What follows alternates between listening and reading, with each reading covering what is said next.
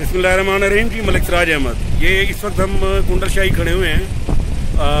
कुंडल शाही का जो नीलम वैली के अंदर एक बड़ा मशहूर नाम है और बड़ा टूरिस्ट पॉइंट है। इसका मुजफ्फराबाद से जो फासला है वो कोई 70 किलोमीटर के करीब है और रोड बहुत अच्छी हालत में है।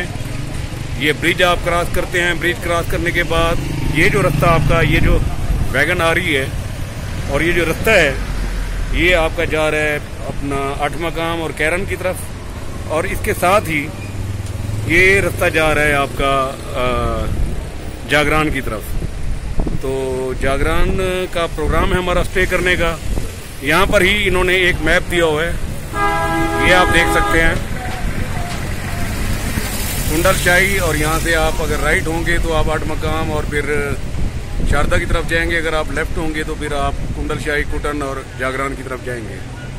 और ये इसके ऊपर इन्होंने फासला भी दे रखा है कि इस पॉइंट से 8 मकाम 10 किलोमीटर है, कैरन 20, जागरान 18 और कुटन 5 किलोमीटर। ये वो रास्ता है जी जो उसकी तरफ जा रहा है,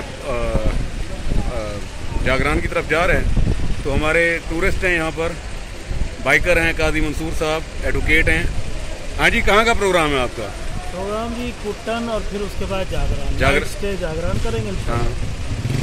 और रोड कैसा है आपका जो आए हैं आप वहाँ से मुजफ्फराबाद से? बहुत ज़बरदस्त रोड, बहुत ज़बरदस्त अच्छा रोड है, बेहतरीन रोड है। तो आप इसको जो टूरिस्ट हैं या बाइकर हैं उनको रिकमेंड करेंगे कि वो यहाँ पर आएँ? जी जी बिल्कुल, मैं तो रिकमेंड करता हूँ कि अगर सुकून के लिए आते हैं और बिल्कुल ऐसे इलाका है कि जो जहाँ अभी तक मैं कहता हूँ कमर्शलिज्म नहीं पहुँचे, तो वो लोग जो सिर्फ टूरिज़्म के शौकीन हैं वो लोग नीलम का रुख ज़रूर करें।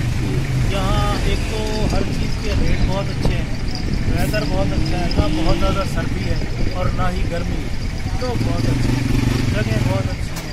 और हर तरह की जो है ना यहाँ आपको तरह बहुत कुछ देखने।